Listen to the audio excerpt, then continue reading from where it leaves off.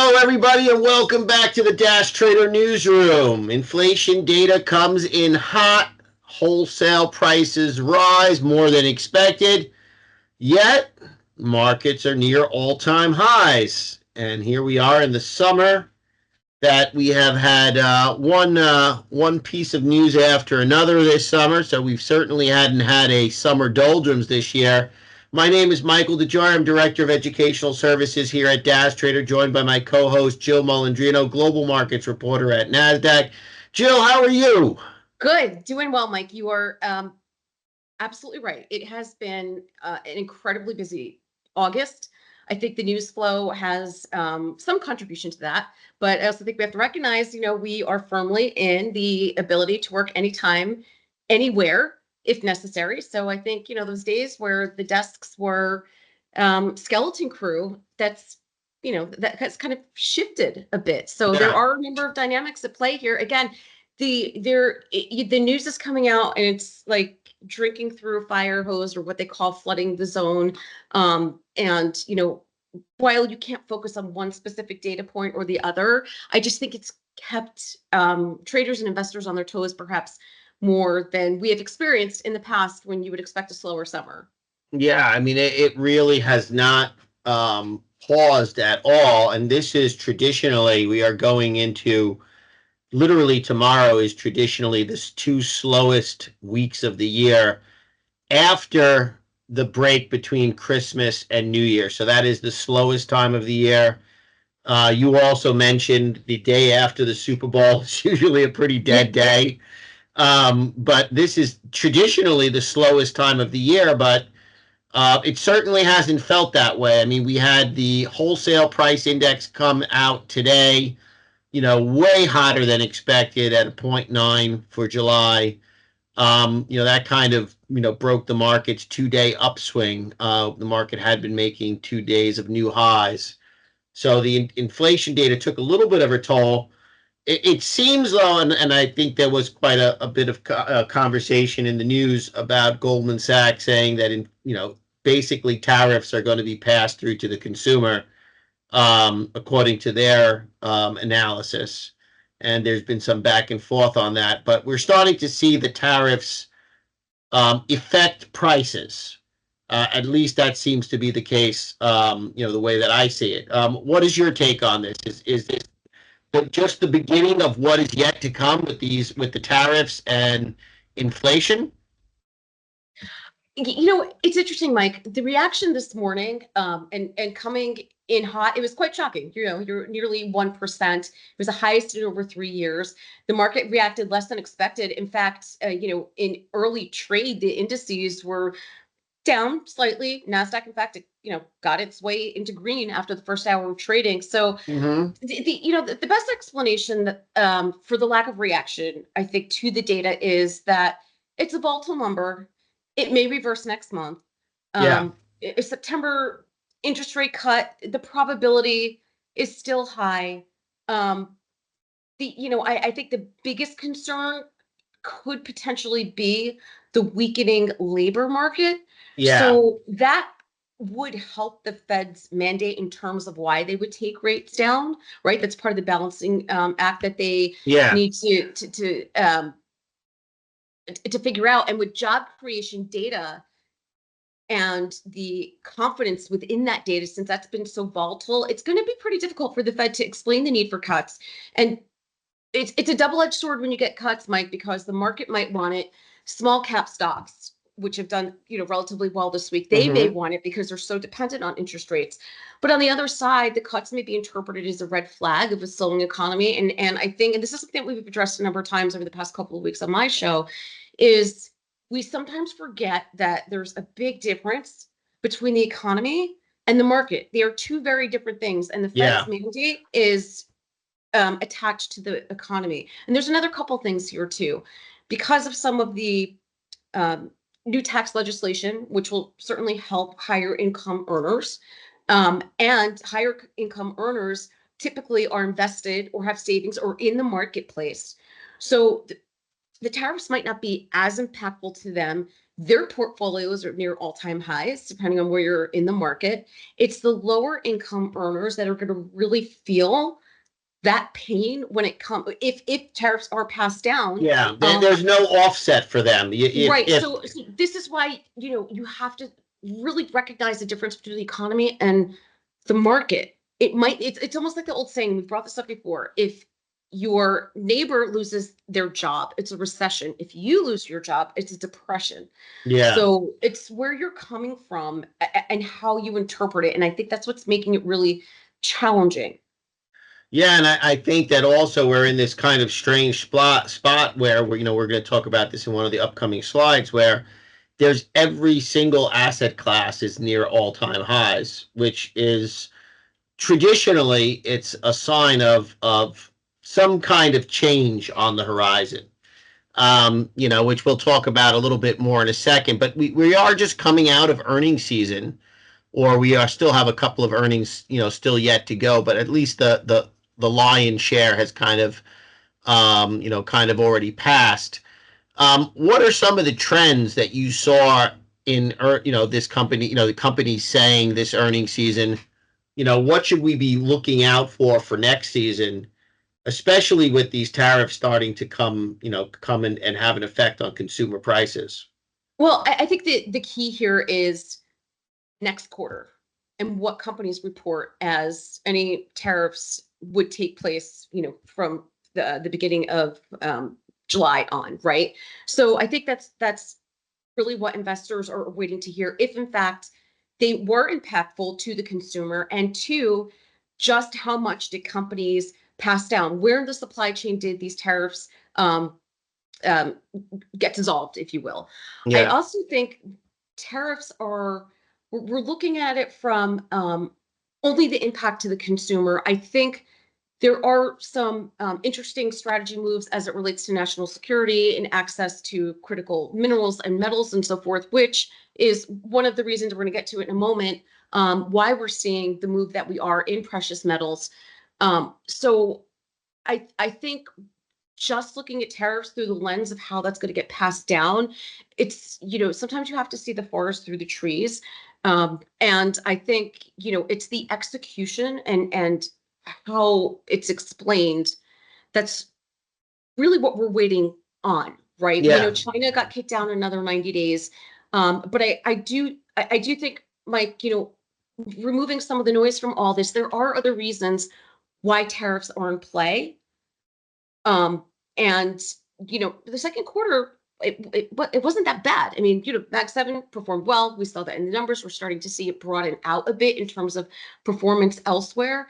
Again, it depends what sector you're in, who your customer base is, and yeah. It's where very your supply stock chain pickers is. market. It seems like it's a way more of a stock pickers market, because the big winner, who has been a loser for like literally the last year and a half, Apple did very well this earnings season. They kind of had an upside surprise, had some good announcements. The other thing that I noticed is that we had talked about the WPI. The WPI is always a less impactful number than the CPI, right? Consumer price index drives the inflation conversation. Today's number was the wholesale price index, which is the number of the inflation number of the cost of goods that go Right. into manufactured goods. Yeah. So it's the producer's price index Yeah. versus the consumer's price index. And that obviously was very, very hot in terms of inflation. So we are seeing a very stock pickers like market, where one stock might be up and not so impacted, whereas another company may be very, very heavily impacted by all the changes that are going on. And I think that you pointed out a couple of good things, which I just want to point out, Mhm. is that the market has kind of um, the tariffs are just starting to kick in. So we've been talking about tariffs for now basically almost 7, 8 months, 9 months, maybe, basically since Trump was elected. The tariffs are just starting to trickle into companies' earnings reports. As of this quarter, we're just starting to see those numbers trickle in. Along with the tariff, there's all this like money invested in America numbers, which is not going to even come into factor until 2026. So although we haven't even seen too many dollars coming in from tariffs because they've only been collected for a few months. So we're really seeing like a cruise ship, not just a big truck taking a turn. The economy is like a cruise ship or an aircraft carrier taking a turn. Yeah. So it's going to take a long time to see these effects, start to play out in the economy. And, we also have Bitcoin and Ethereum at all-time highs, gold and precious metals at all-time highs. The lower chart is of gold, which looks like a bull pennant, which is about as bullish of a pattern as you can get. Bitcoin is also pressing against the highs with a very bull pennant kind of bull flag formation. Inflation's on the rise. Markets are near all-time highs. Dollar is having a very bad year. Question is, what comes next? So, Mike, I'm going to take, I wouldn't say a counter position, but I'm going to offer another point of view here. So, sure. We saw what happened in the digital asset space, and that is a core area of our coverage on the show. When Trump got elected, we saw the solid move after the Genius Act was passed and there's legislation in place and so forth. We're seeing the broadening out of where institutional flow is going in the digital asset space. And I think the question that's been asked, well, what are the fundamentals of, different areas of the digital asset space? That's being answered, which is why you see ETH where it is. ETH is where projects and apps are built on. That's what institutions are adopting. That is the infrastructure, right, of a good part of the digital asset ecosystem that institutions will be leveraging, right? So if you apply that same kind of thinking where there's a framework in place, I can't tell you how many people have been on the show who have moved their operations that are in the digital asset space back on shore now that they have clarity, now that they know that there's a friendly regime and they have an operating framework and they won't be sued into oblivion or regulated by enforcement. It is, Mike, it's almost like a herd of buffalo migrating back. I can't tell you how many people have been pitched to me for that reason. Okay, fine. So let's say now we have an administration that is Innovation First America, and part of that includes cybersecurity, national security. Innovation First is a national security issue. So it's no wonder that you're seeing some of the flows go in a good area of tech. I mean, it's not just a tariff story. And I think by having, even though you would think of the administration as conservative, they are very progressive in terms of how they're thinking about re-regulation and revising policy to get projects online quicker, so it doesn't take 8 to 10 years to get a grid online or 30 years to get a mine online. So this could be part of areas of the market that are helping to sustain and accelerate some of the momentum. And that's long-term very bullish. I mean, I was having a conversation today with a gentleman from Ireland that was saying that they have all these protests going on because they're afraid that they're going to lose all those. Ireland was a huge beneficiary of Brexit, England pulling out of the European Union, and then now with the United States courting new jobs, a lot of those new jobs that came to Ireland might be going back to the United States. So they're very concerned over there. Look, Ireland is huge. There's a lot of pharma out there. Instagram, which is a division of Meta, obviously, their operations are based there and so forth.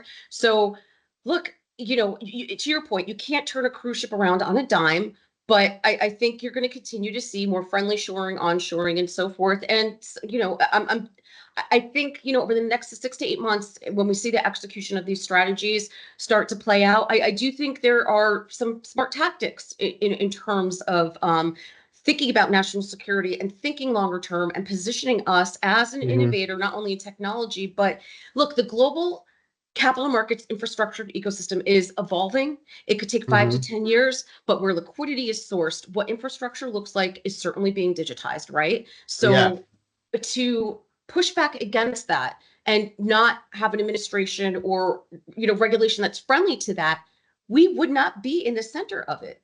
So Yeah, I think longer term, that's a bullish thing.